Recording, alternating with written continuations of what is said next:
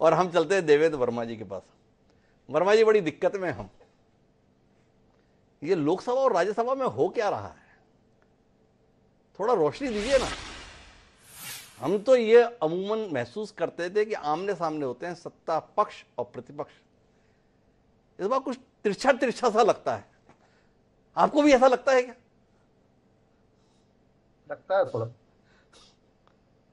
Actually उसका कारण यह है कि राहुल गांधी जो है वो भारत की राजनीति के लिए मुश्किलें पैदा करने का प्रयास कर रहे हैं और इसके अलावा कुछ नहीं कर रहे।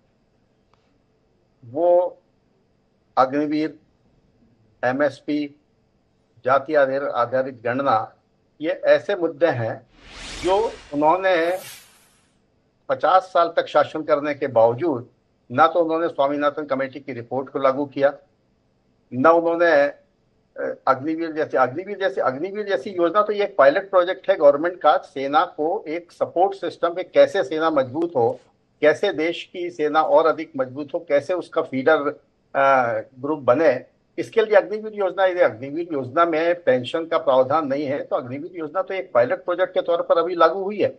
जब इसको स्थायित्व प्राप्त होगा तो निश्चित तौर पर इसके ऊपर विचार होगा और उसमें और भी चीजें जुड़ सकती हैं, उसमें कुछ संशोधन भी हो सकता है। जैसे अभी आप देख रहे हैं कि बहुत से राज्यों ने अग्निवीर के लिए कुछ कोटा सर्विसेज में। मैं माफी चाहूंगा तो देवेंद्र वर्मा जी, ये राहुल गांधी की सफलता नहीं है, ये विपक्ष के द्वारा उठाई गई आवाज की सफलता के तौर पर नहीं देखा जाएगा।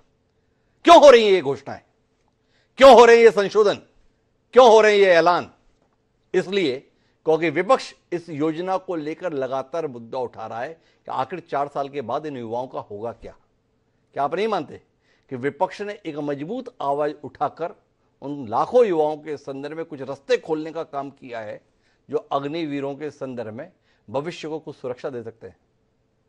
मैं नहीं मानता राहुल गांधी की उसके पीछे कोई सद्भावना नहीं है। सारे मुद्दे उठाने के पीछे उनकी दुर्भावना छपी छिपी हुई है, क्योंकि वो कह रहे हैं कि जब अग्निवीर योजना आएगी तो हम यदि आएंगे तो इसको पूरी तरीके से समाप्त कर देंगे, क्योंकि यदि हम आज की तुरंत लागू कर देंगे।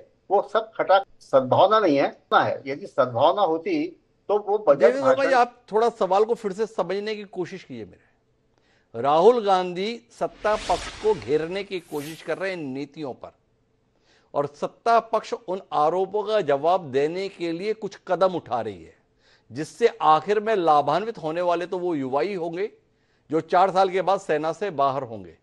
क्या आप इसको उठाए गए मुद्दों की सफलता के तौर पर नहीं देखते कि इन्होंने इतनी मजबूती के साथ आवाज उठाई कि सरकार को ये कदम उठाने पड़ रहे हैं? क्यों नहीं अग्निवीर योजना जब घोषित हुई थी उसके साथ में ये ऐलान आए थे?